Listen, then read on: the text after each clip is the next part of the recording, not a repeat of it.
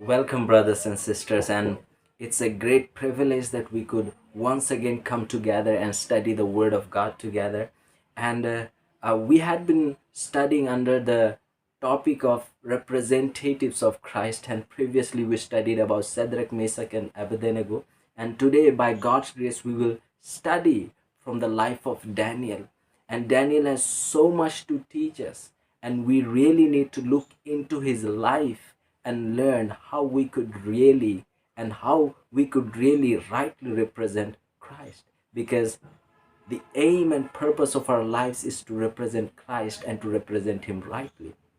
When we go to the book of Daniel chapter 6, we find a powerful powerful story, and that has so much to teach us. And today we will journey together, today we will study together, and by God's grace we will learn something of higher importance. In the book of Daniel chapter 6,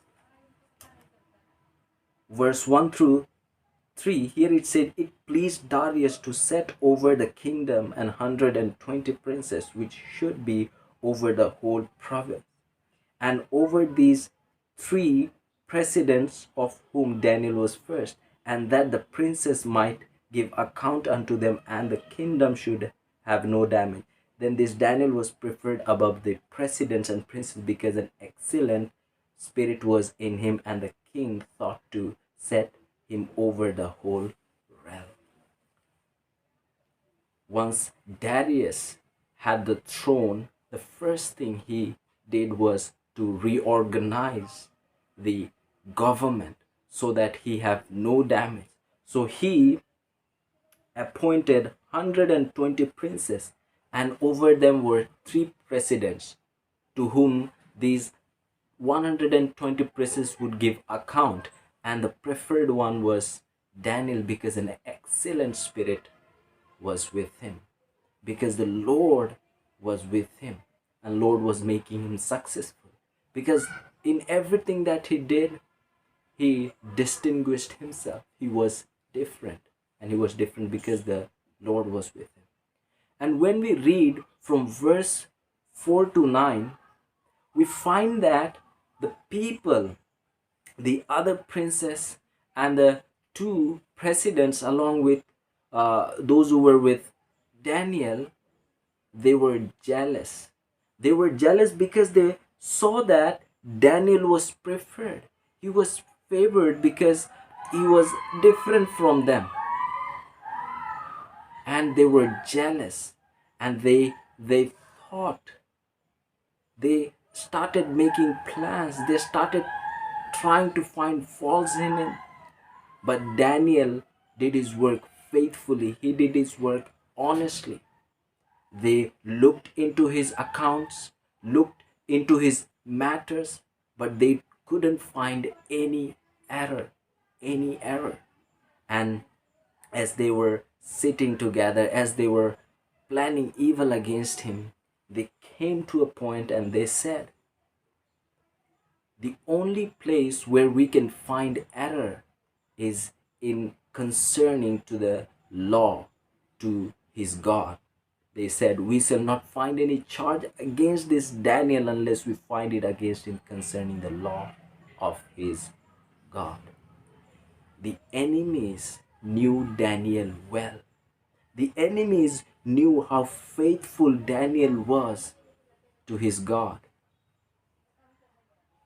So they started to make plans. They said how we can trap him, how we can trap him.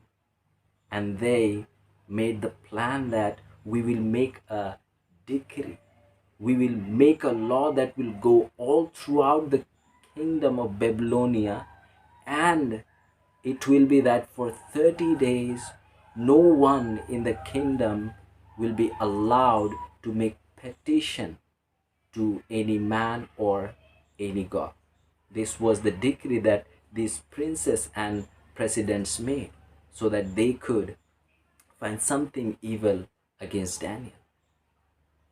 And they said, we together, we have come together and made this decree.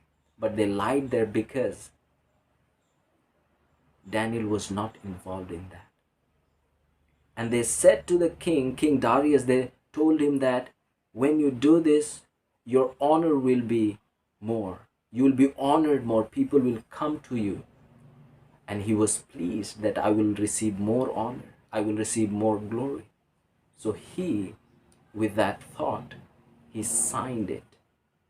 He agreed to do that. And according to the customs, according to the law of Medo and Persians, once the decree was signed, once the decree was passed, there was no way that it could be altered. There was no way it could be altered.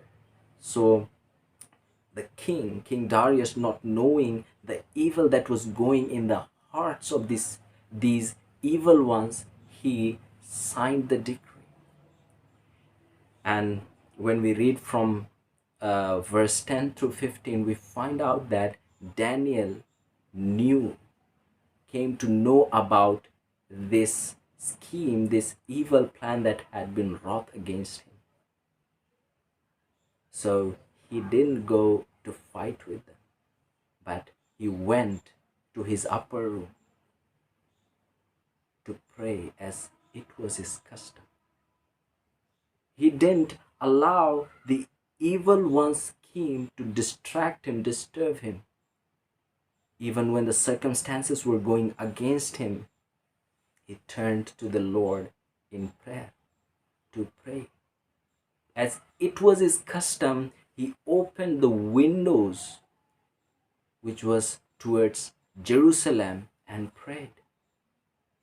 Because in 1 King chapter 8:30 it says, and may you hear the supplication of your servant and of your people Israel when they pray towards this place.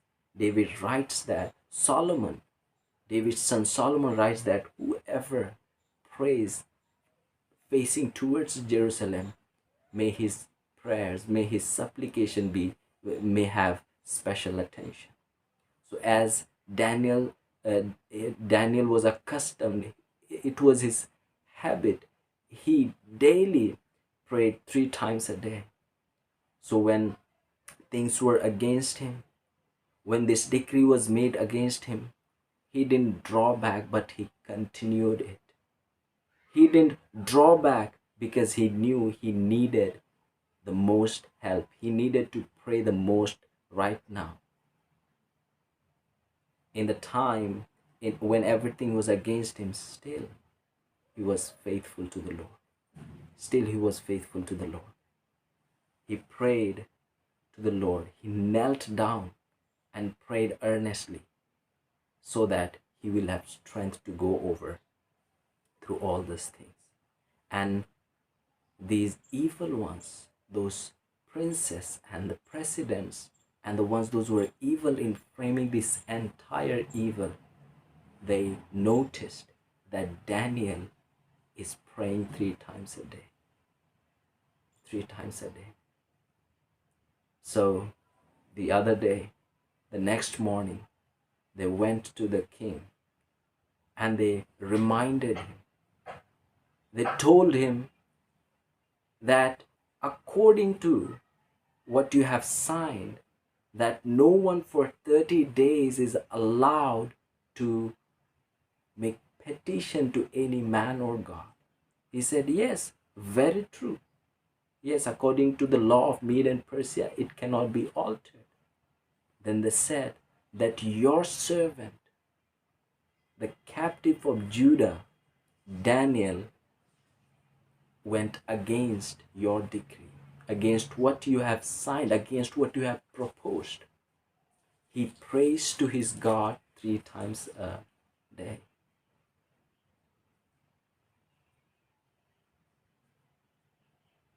And when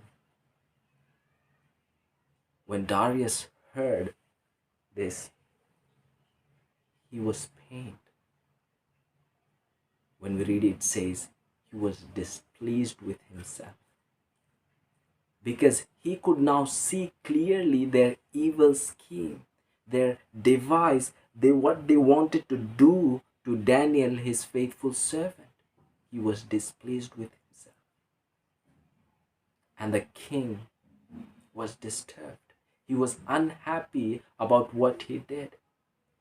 In desire for more honor and glory, he signed a decree which now it most probably could put his own faithful servant into the lions of den.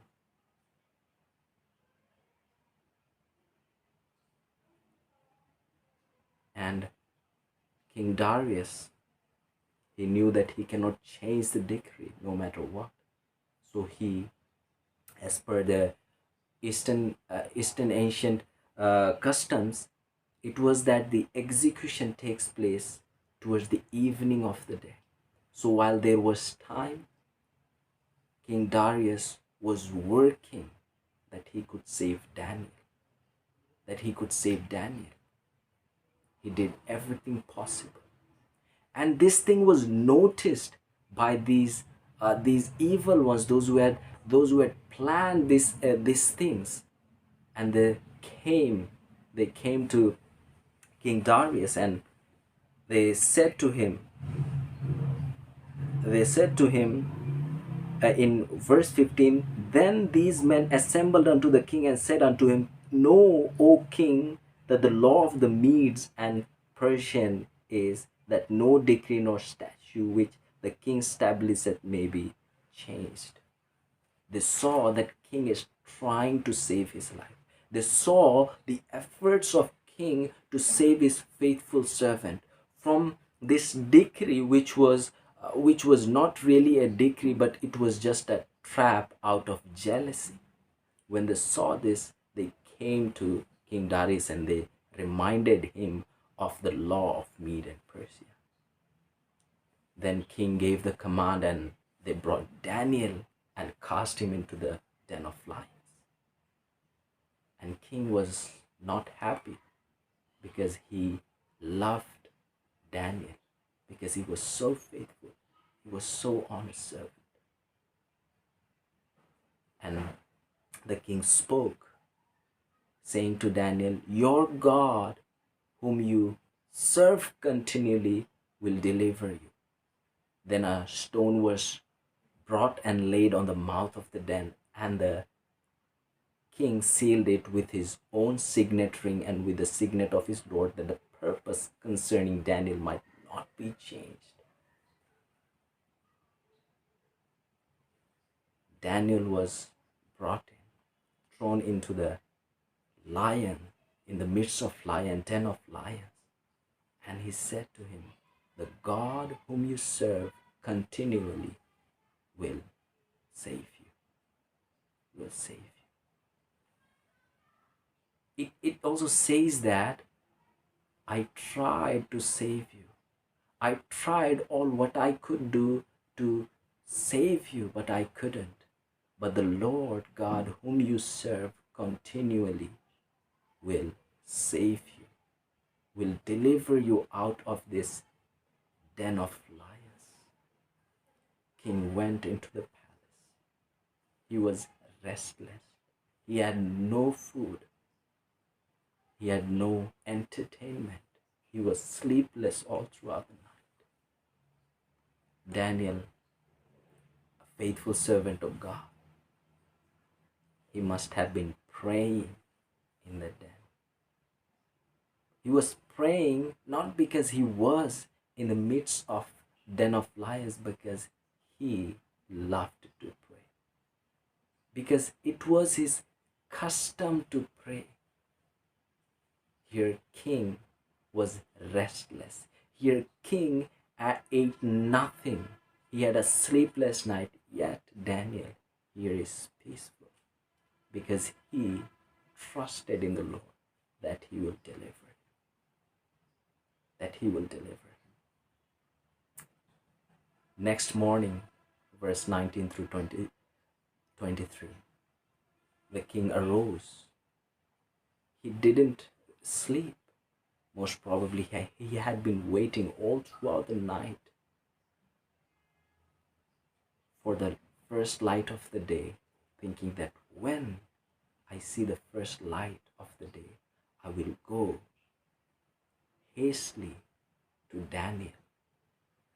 And king arose very early in the morning and went in haste to the den of lions. And when he came there, he cried out with a lamenting voice to Daniel, Daniel, servant of the living God, has your God, whom you serve continually, been able to deliver you from the lions? And Daniel from within replied, O king, live forever. My God sent his angel and shut the lion's mouth so that they have not hurt me, because I found innocent before him. Also, O king, I have done no wrong before you. I think this was what made the king happiest. I think this was the most happiest moment of his life. When he heard this, when he heard Daniel speak, he must have jumped with great joy. We cannot even express his joy. First thing that he did was to come to Daniel. Early in the morning, he came to see if Daniel is delivered or not. And God, in his goodness, saved him, delivered him. And he was exceedingly glad, and he commanded him to be taken out from the lion of dens. And then King Darius, he commanded that those men who had accused Daniel, those who had plotted these entire device, be brought, and with their family they be thrown into the den of lions. And as command was sent forth, they were all brought in and thrown into the lions, into the den of lions, and lions broke all their bones in pieces before they came to the bottom of the pit. Here it says their bones in pieces before they came to the bottom of the pit. It shows that they were hungry. They were dangerous lions, fierce lions. We find that the protection, the life of Daniel was only because of the goodness of the Lord, because he sent his angel for his protection. And then Darius writes a decree to all the dominion of his kingdom that they honor the God of Daniel. We see how powerfully God saved Daniel, preserved his life. Even in the den of lions, the Lord protected him.